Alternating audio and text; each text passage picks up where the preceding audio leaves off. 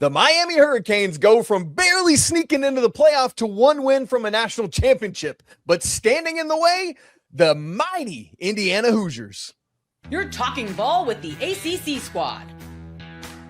From Florida State to North Carolina, from Syracuse to Miami, and from NC State to California, it's the local experts of the Locked On Podcast Network bringing you scoops, breakdowns, and the most comprehensive preview of the upcoming ACC weekend.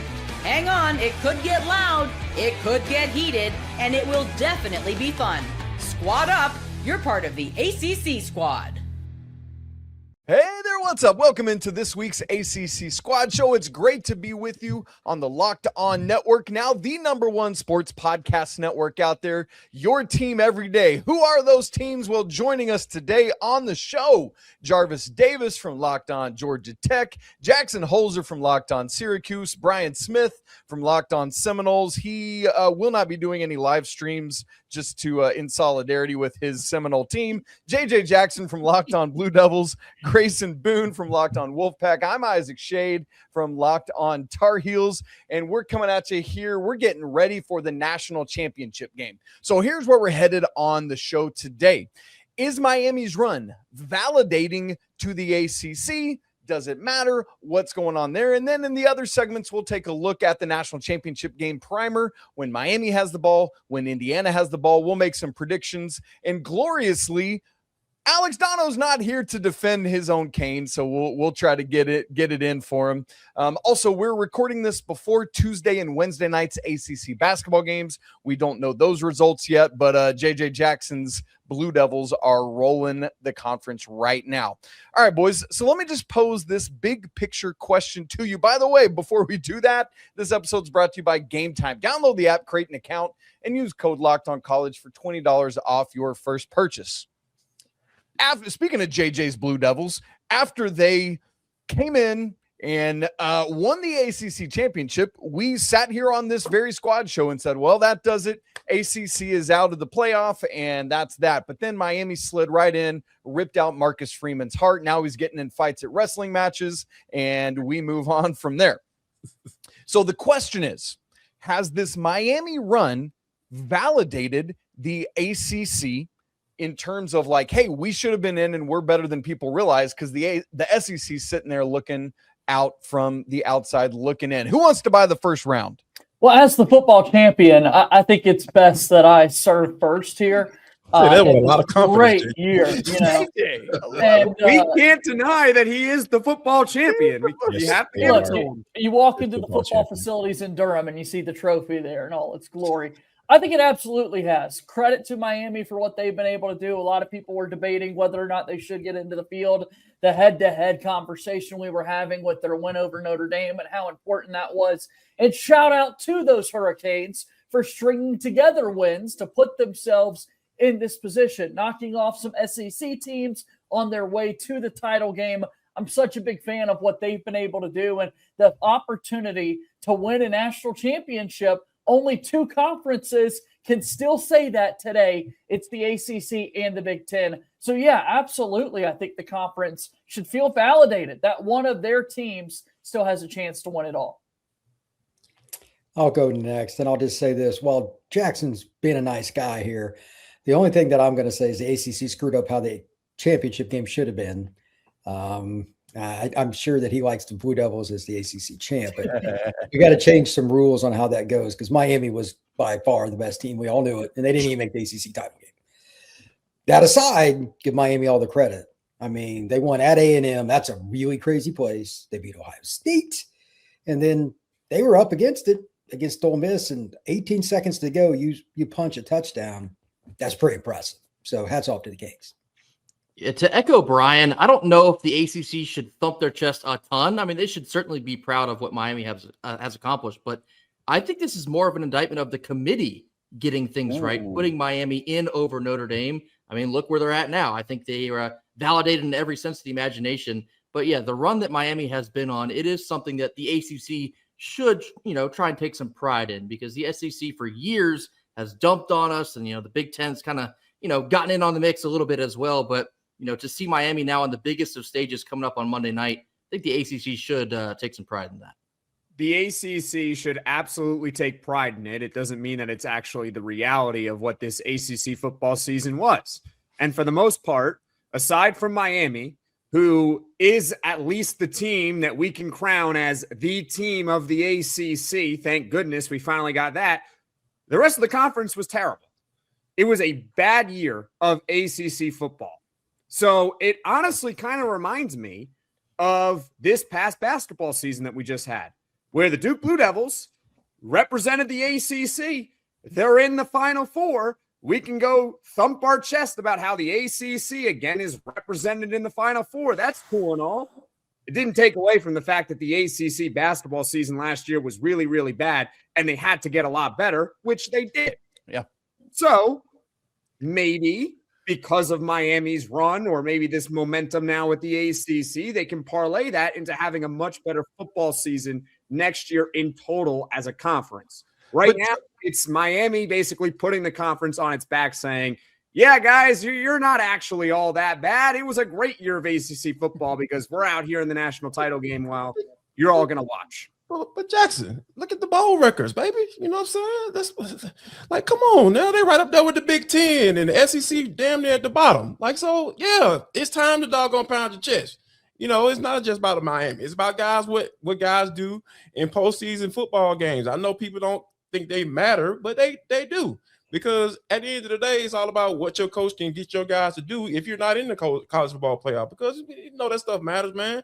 It matters from a record standpoint. It matters from contracts and guys getting bonuses and all that stuff matters. If it's money on the line, it matters. We know that. So I think that the ACC should be proud of itself. Yeah.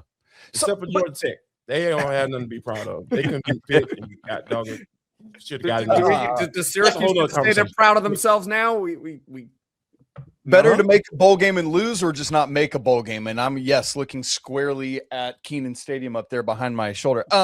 Here's the question, though. And Jackson, I loved your comparison to basketball, where the ACC, yes, it's been down in basketball, but over the past 10 years, the ACC has sent more teams to the Final Four than every other conference. You look at with having Miami in this national championship game, do people remember, like, what people remember is who goes to national championships and Final Fours and wins those. So maybe that alone has something to validate it. And it's something to be said for that. But Jackson, something else you said that I want to pose to the crew here is, thank you, Miami, for kind of rescuing this bummer of a season for the ACC. The question now is, how do we build on that, and how do we improve going forward into the 2026 season? Anybody got any bright ideas there? It's all about that moolah, baby. Yeah, spend more money. That's what donors. Spend more money. It's time to get those donations. Don't worry. Man.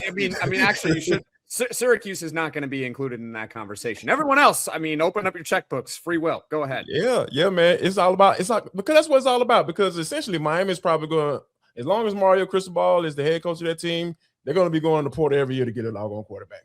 I mean, that's just what it looks like, right? And they got the money to do it. So I think that, you know, there are going to be some teams looking around like, all right, you know, we got Miami about to get ready to see, with an opportunity to win the Natty, and they spending some money because, I mean, let's just keep it funky. Mario Cristobal is not the greatest coach in the world. Like, let's just put that out there now. You talking about lining him up with Kurt Signetti and Mario Cristobal. Hey, man. Hey, I love me some Miami football. I love the talent that they have on the team. I love the way they play, but I'm going with Kirk because discipline that they play with. I know we're going to talk about it, but it lets you know that as long as you got some money and you got somebody that's competent at your head as your head coach, you can do some things. You can do some things, especially in the postseason. Yeah, we saw the Canes trip all over themselves trying to like dump that game with all the yellow laundry on the field. Good grief, in the semifinals. Yeah. Okay, well, so money aside, like, how do you get the right things? How do we, like, is it winning these preseason non-conference games? Like, what's it going to take, Grayson Boone, to bring that all together? I think I might just go ahead and quote Jackson Holzer: win your games. The rest will be rectified if you win your games. You'll get better recruiting. You'll get more money. You'll get more respect on a national scale. Win your games. Sometimes, Jackson, you're right. It is that simple. It's not an excuse because your starting quarterback got hurt in the beginning of the year, and That's right. and you just Why are you looking at me? It's not my fault. It's always your fault, Jack. It's all players out there. Look, our Yeah. coach decided to Back go in rogue groceries, now he can and, throw a and football. play a lacrosse player at quarterback. That's not my idea. You're going to be held Okay. accountable, though. Leave Syracuse right. out of it. Okay, we're going Yeah. 6-6 next year, and y'all gonna like it. No. Kenton's not even here to dump on you, and we're still struggling. All right, look, I would have loved to see some campus games in the quarterfinals of the college football playoff, but never thought that we'd have a team playing a home game in the national championship. That's exactly what's going to happen Monday night. We're going to preview the national championship game, starting with when Miami has the football, coming up here in just a second.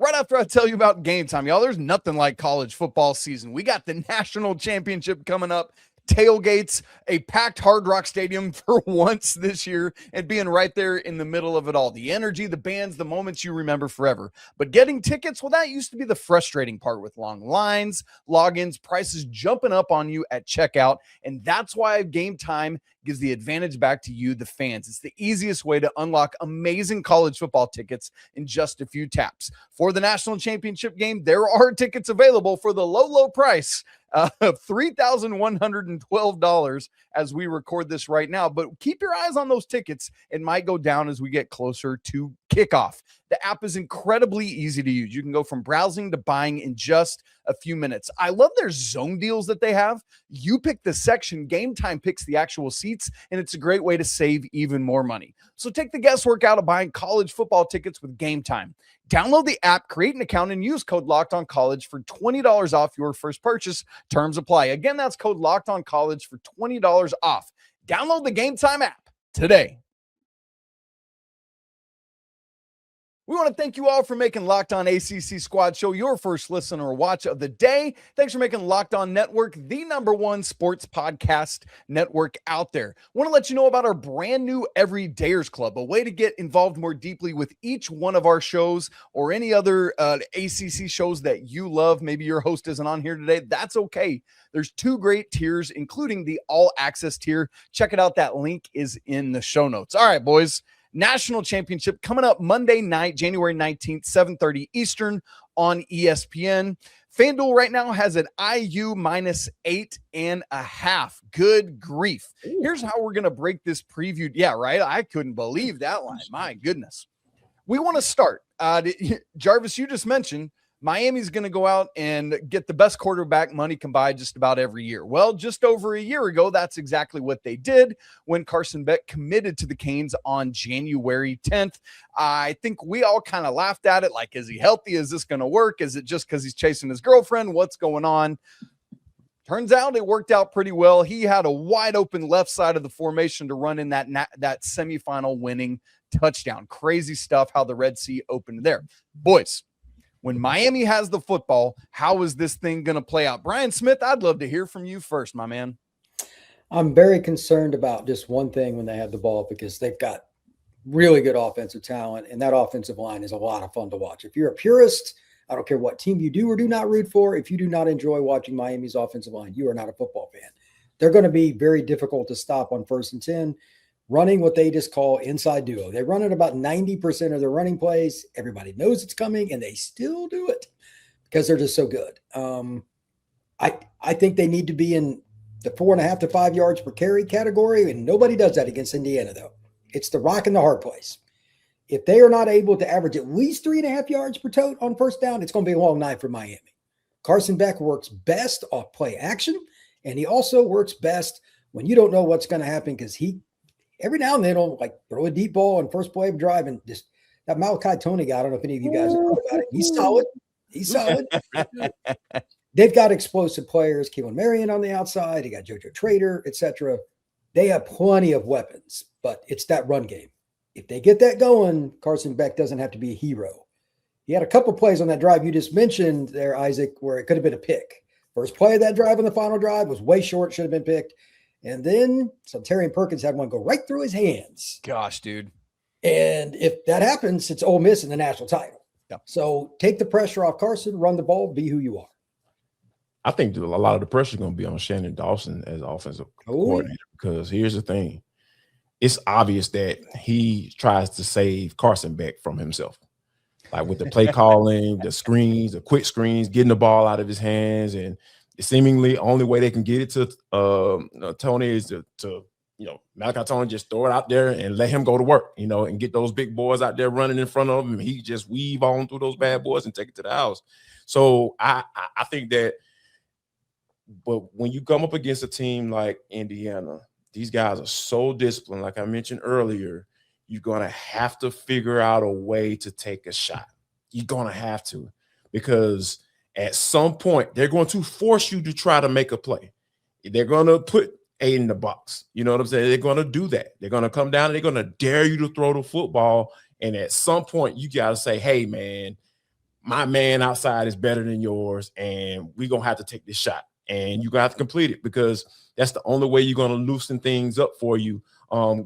Especially, you have to do that early on, especially when you're talking about going throughout the game, because Dawson this is going to be very interesting, because Dawson, he has a task on his hands, because I think he knows that, they have to run the football. Absolutely. That's the foundation of their offense. But Beck is going to have to make a play with his arm. I know he made one with his legs, and hey, that was a hell of a doggone play. But he's going to have to make one with his arm this go round. True. Brian Smith mentions that the ground game's got to be there as well. And y'all, Mark Fletcher has his 2 most explosive ground games of the season so far in the playoffs. Grayson, can he do that again to get that balance that Brian was talking about? He's certainly going to have his work cut out for him, because Indiana is a team that does not beat themselves. They almost look robotic in a sense where, like, some place it looks like they know what's coming. And to Brian's point, maybe they will know what's coming. We'll have to see if they can actually stop it. But Mark Fletcher has been dynamite up to this point for Miami. And, you mentioned Carson Beck having to, do some plays with his arm. You might need a little something from his legs as well, if you can get it wherever you can. I think Miami's going to have to execute at an extremely high level. I'm talking like a near virtual, like flawless game. And one of our biggest, constant complaints, and I've been one of the loudest people about this, can Carson Beck just do enough, not make mistakes, just get Miami to the finish line? I think that, again, not a surprise here, that will be the biggest story for the Hurricanes. It's another opportunity. Yeah. Go ahead, Jackson. I was going to say, I think Miami's best offense might be their defense. Like, they're going to need their defense to create short fields for them, so that they're starting at the 40 or near midfield instead of having to start at their own 10 or 15-yard line, because it's hard to go all the way down the field against this Indiana defense. And also, it would also help if they got themselves, like a scoop and store, or like a punt return touchdown. Wait, you're telling me a scoop and score is a helpful thing? That's crazy. Yeah, like one of those things, like lessen the burden on your offense, because I'm looking at this Indiana defense and I'm like, have they had a bad game all season? Maybe they're due. Maybe they're finally due for a bad game, but their worst game of the year looks like it's against Penn State, which was all the way back in early November. At Penn State, if I remember correctly. Well, not Indiana. Miami's at home, so they might have the advantage there, and as far as the crowd. But Indiana's defense is so good. Indiana's defense is so good. They're having Jets fans wondering if Dante Moore should go second overall, and they have Ty Simpson wondering if he should maybe return to school instead of being a first-round pick. That is how good Indiana's defense is playing. They held Ohio State down to 10 points. You're going to need to find offense beyond just your offense. Yeah. JJ, you were going to go earlier. What you got, brother? Yeah, I just think it's all about getting the ball to your playmakers, like we've been talking about. Mark Fletcher has been really fun to watch, toting the rock out of the backfield. Hopefully you're able to get big things out of him. And I really like how they use Malachi Toney as an extension of the run game, making things a little bit easier for Carson Beck with those quick passes. And like we're highlighting what the Hoosier defense did, helpful tip for Carson Beck: don't throw a pick six on the very first play of the game, like Oregon had against them. I think that will help them out. So just give yourself a little bit of momentum and not have to climb upstream the entire night in a game like this. And that's the thing about Carson Beck, though. You just feel like it's bound to happen. I feel like I can feel it. Like, I feel like it's bound to happen. And Indiana, and if it happens in this game against Indiana, how they play football, I would not be surprised at all. It's almost like, can you trick Carson Beck into having like, hey, it's game time, Carson, let's get out the bad throws, get it out the way, and then start the real game after that. All right, fellas, we got to flip this thing to the other side. Fernando Mendoza is going to come out there with his big grin. He looks like my kid brother, while Coach Signetti's out there on the sideline, like your favorite banker, middle management, whatever. But this Indiana team, man, is not to be trifled with. How can Miami handle it when they're on defense? We'll look at that and make predictions for the national championship coming up to wrap the show in just a second.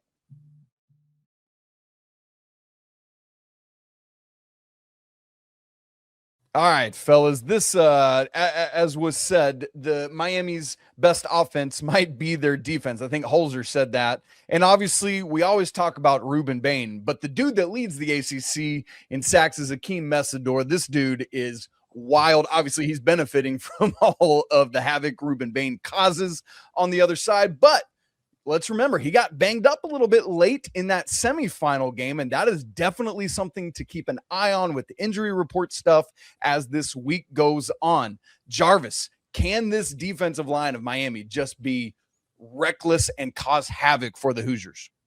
They're going to have to be, right? Because, you think about the game plan that Oregon had, talk all that junk about what Dante Moore did. Now, he had a horrible game, true enough. But Ruben Bain, I mean, he was working, but he did not get home, So when you think about that, carbon copying that plan, and Fernando Mendoza saying, hey, coach, here's how we keep these guys off my back, off of me. Yeah, let's get this ball out really quickly. And they have the weapons to do it. You saw how Elijah Surratt was able to, take advantage of one-on-one coverage, man. It was easy, man. He's like, just put the ball in the vicinity, he's going to win. So I think that this probably one of the matchups that I feel like Miami is going to have one of their best games. And like Grayson mentioned earlier, you talking about the offensive side of football, we're going to have to play a perfect game. Shoot, this doggone defense going to have to play damn near perfect, because Fernando Mendoza is just on time, gets rid of the football. They're just so in sync on the offensive side of the football. Does he ever get rattled? No, it's wild. I never see the guy rattled. Yeah. He's just cool, man. He's cool as a fan. That's why I say, I don't know. You probably gonna have to heat this man up a little bit, but then you can put your secondary and one-on-one situations. And I just talked about how Surratt take advantage of that. This is going to be a chess match, so I'll be very interested to see how Miami plays it early on. If Damari Brown does not play, and he's one of the corners that didn't play, Jabari Antoine was a highly rated kid they brought in. Mm-hmm. He got annihilated at the end of that game against Ole Miss. He's the one that gave up the last touchdown there in cover 3, and he took a guy man. That's no bueno. Was that after the targeting? It was the last drive that Ole Miss scored. The touchdown Ole Miss scored to take the lead. He's the corner that decided, I'm just going to take this guy. They were in zone. That's right. That's never a good idea. Yeah, that's not going to end well. How do you think Fernando's going Jarvis analysis, #analysis. This is the kind of game where, you got to remember, Signetti and his staff, they operate like an NFL staff. Shanahan, like an NFL guy. If Antoine's out there, they ain't throwing to the other side. No. They're going to go after the young guy over and over again. It might as well be Jackson Holzer out there. It's not going to matter. Pew, pew, pew. Yeah, because look, young corner, you can't help a guy. It's an island. That's why corners get paid so much money in a league. He's just not ready yet. Even Mario, who never gives injury information, said Damari's day-to-day. Not a good sign. So they're probably going to have to rotate. And Indiana's pass game's obviously nasty anyway. They got Surratt, all those guys, Charlie Becker, all those guys. This is going to be interesting to see what that Heatherman does. He's a really good coordinator, but they're going to have to hide some stuff when they rotate in. And if Damari doesn't play at all, good luck. How many times do you guys think that Fernando Mendoza in 2 games in this college football playoff has thrown the ball? Like, how many pass attempts? Just He's over 30. There. Yeah, he's up there. It's like Total? 38. Like, total or average? Total. It's not even 40 attempps. Yeah, I'm going to say like Correct. 32. It's 36. He's got 5 incompletions and 8 touchdowns. That's crazy. He got more touchdowns. And he's throwing like 5 touchdowns. He threw 3 touchdowns on 16 pass attempts against Alabama. And then against Oregon, he threw, what was it? Five touchdowns. Yeah. So he's got 8 attempts? TDs and 5 incompletions. I mean, it's I'm dead serious. This is like if Joe Burrow wasn't throwing the ball 40 times, he was throwing the ball 20 times in 2019 LSU. This is exactly what it is. I mean, is it stupid where it's like the only way I can maybe see this, maybe having Miami having a chance is if you say, all right, Fernando Mendoza, your high this season, your high watermark for pass attempts is 31. We're going to make you throw it 40 times. And we're just going to see what happens. Now, he might go 35 of 40 and put up 500 yards and 5 touchdowns, and that's the game. But you're saying just load the box and force it? Yeah. I think that might be your only shot. And I'm with you. I agree. Because it's like Indiana's like strength is running the football. That's what nobody talks about Indiana. They have this Heisman quarterback. They have all these weapons, but their biggest strength is running the ball. That's what they want to do. So if you stop the run and you say, all right, Fernando Mendoza won the Heisman Trophy, but our only chance in this game might be if he throws the ball 40 times, that might be the game plan. Because if you want to sit back and let them run, they've run on anyone. Jackson, I think you're spot on here. And actually, I read this earlier. Did you know that Fernando Mendoza has only thrown for 300 yards one time this entire season? 15 games. He's only cleared 300 yards one time. And I know in large part that's because they bludgeon everyone, so he doesn't have to throw it. But the run game, to your point, that's the key. If Miami can load the box and stifle the run and force Mendoza to throw 40, 45 times, I think that's Miami's best shot. Yeah. Looking at his game log, he's thrown over 30 or thrown for 30 or more just 3 times, and it's 30, 30, and 31 this season. So 31 is his most pass attempts on the season. That's wild stuff. Now, of course, he's being wildly efficient with those pass attempts, but still.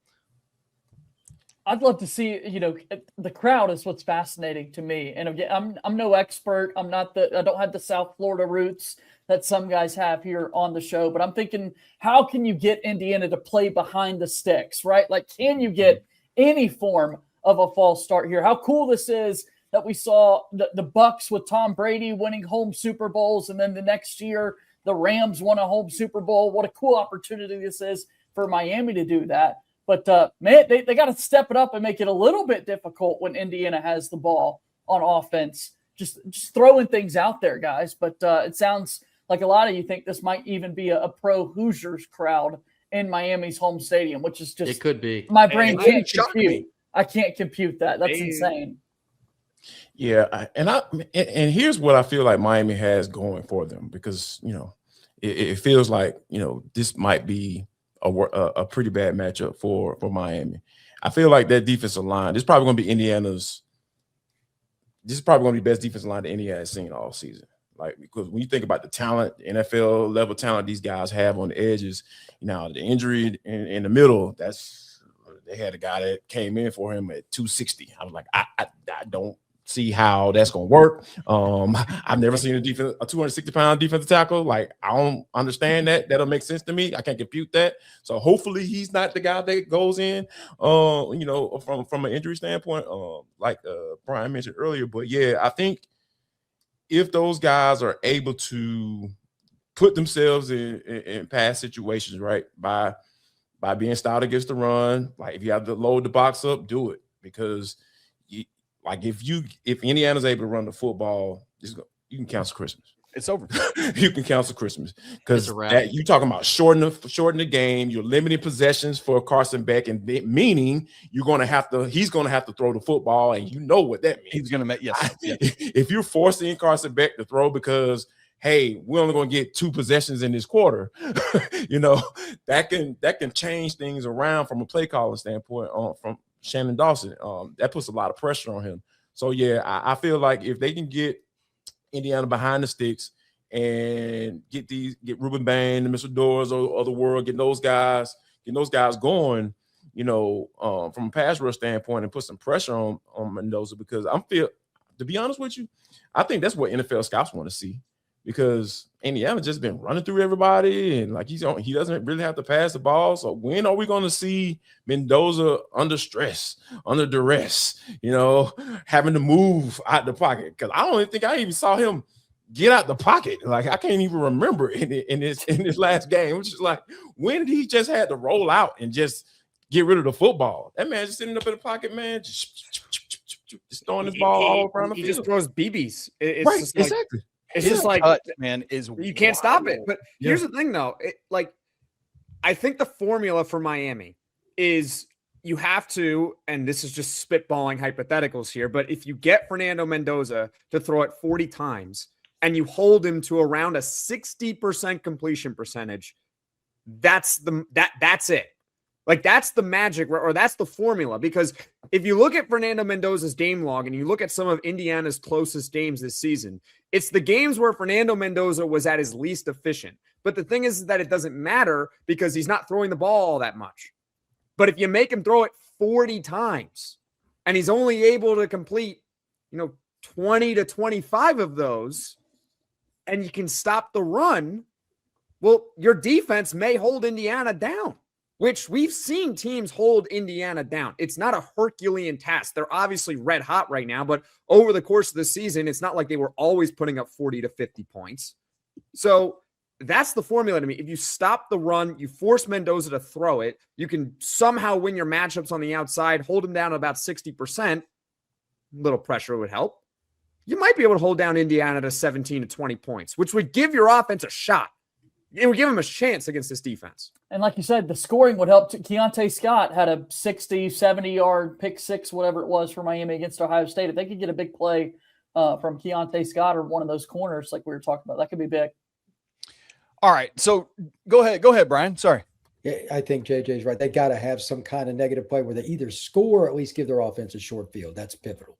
Yeah, key special team or big turning point plays always critical in these types of games. Who could be that dude that none of us expected to say his name that steps up and makes one of those types of plays? I'll be watching for that. All right, Jackson, you just talked about what could potentially be the blueprint for Miami. The problem is it's much harder to do that than it is to talk about it. So fellas, let's make some predictions. Is there a world when Miami could not even just cover this 8.5-point spread, but win this game outright? National championship predictions.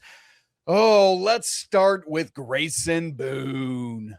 Is there a world where Miami can win? Yeah, but it's going to take a lot. It's probably going to take a turnover or two, maybe, to your point, maybe a pick six, maybe a scoop and score. It's going to take something crazy, something unorthodox, like a punt return, something that, the national championship magic is what it's going to take. All that being said, I think Indiana's going to win. I think I have the Hoosiers 27-20. I think it'll be a good game for the majority of the game. There won't be a blowout, even despite it, the fact that it's in Miami. But I'm expecting a tight game, but Indiana, they're Indiana, which is crazy. Like, that's a real thing now. You say, oh, yeah, Indiana is Indiana. This new thing that happened in just a 2-year span. Kurt Cignetti is a robot. He might also be Clark Kent, but what he has done is unbelievable. And I think Indiana is going to win the national championship. JJ. Yeah, I hate to go against the Canes here. Obviously been promoting the ACC so much and really want the conference to claim the national title. That would just be pure cinema that I would absolutely live for. But this Indiana team has just been so good all season long. As a football fan, I'd love to see an epic title game come down to the end. We haven't said a single word at all about these kickers on either team, and you never know how college kickers could step up to a moment like this. So I think this one's close, but I think Indiana ultimately has a chance to win it. I just wanted to give the kickers some love, guys. Yes. Because they got to be ready to go. As well you should. Brian. If Damari Brown plays, I'll take Indiana 31-20. If he does not play, you don't want to know my score prediction. Because they will absolutely, unequivocally destroy whatever corner they put out there, Jackson Holes or whoever it may be. So I think Indiana's far better, and I just think they got the best coaching staff in college football. I'm glad to be playing for the Miami Hurricanes. That's a nice NIL check from me. I'll gladly take it. Some rev share money as well. That'll go towards my rent. There we go. Awesome. I got rent paid for like a year now. Thank you, Mario Cristobal, for putting me on the roster. And I'm going to lose, but it's okay. Miami does kind of have that team of destiny feel to them. And the thing is with teams of destiny is when they get to the championship game, it's kind of like that final boss. And again, everyone's going to count them out. and then they have to like actually prove people wrong one more time and have us all say, wow, they actually did it. They actually won. And I really, really, really badly want to pick Miami to win this game, but I just can't. I can't do it. So I'm going to go Indiana 27-13. Oh man. Golly, man. Oh, I want to pick Miami so badly because I love the way We all do. I love the way this defense plays. These guys play the old school style knock ball. No. Brian's like, I cover Locked On Seminoles. You think Are I'm you kidding me? like, Hell no. my Gator friends back at home, they cannot deal with Miami winning the national championship. They can't deal with it. So tell those friends they don't have to worry about Miami winning the national championship. And here's why I say that. When you have two uber talented teams, a lot of times it's going to boil down to coaching. The way Indiana's special teams look to me, I'm not used to seeing that in college. The way just the discipline that they play with, being where they're supposed to be, like it's a well-oiled machine that Signetti got going on down there. So I feel like they're evenly matched from a talent standpoint. And ultimately, when you got these big games like that, it comes down to the coach. So I'm taking Signetti over Cristobal. So I think this game ends up being 21-17. Jackson, you said Miami feels like a team of destiny. I think the Hoosiers feel like a even teamier of destinier, unfortunately, for our ACC squad show here. And I got to be honest, boys, kind of like Brian was saying, I do not think this is a close game. I think Indiana's just going to steamroll again, like legit, like 31-10. I'm thinking that kind of thing. Wow. Like It could be worse. Like legitimate. I just. That's some Carson Beck turnover stuff right there. Right. Well, hello, Jarvis. Guess what's about to happen, right? Yeah, like, yeah. And That's I what hate this sounds that like to because me. I mean, Indiana beat Oregon 56-22 and Alabama 38-3. I mean, like they could easily dominate Miami in this game, and I would not be surprised. and those were choose your score kind of games, right? Like it they could have done whatever they wanted to there. It was like Oregon. I mean, good grief. We don't have to get into it, but I just feel like Indiana's going to dominate yet again. And but we'll unpack it all next week when we're back here on the ACC Squad Show, either cheering on Dono or commiserating poor Dono and looking ahead to next year. We'll see what's going to happen there, but going to be an electric national championship game on Monday night. Can't wait to see it. I'm so glad to be together on the Squad Show. Thanks to all of you for tuning in with us today. For Jarvis Davis from Locked On Georgia Tech, Jackson Holzer, Locked On Syracuse, Brian Smith, Locked On Seminoles, JJ Jackson, Locked On Blue Devils, Grayson Boone from Locked On Wolfpack. I'm Isaac Shade from Locked On Tar Heels. Thanks so much for being with us. We'll talk to you next week here on the Locked On Podcast Network, your team every day. But for now, peace.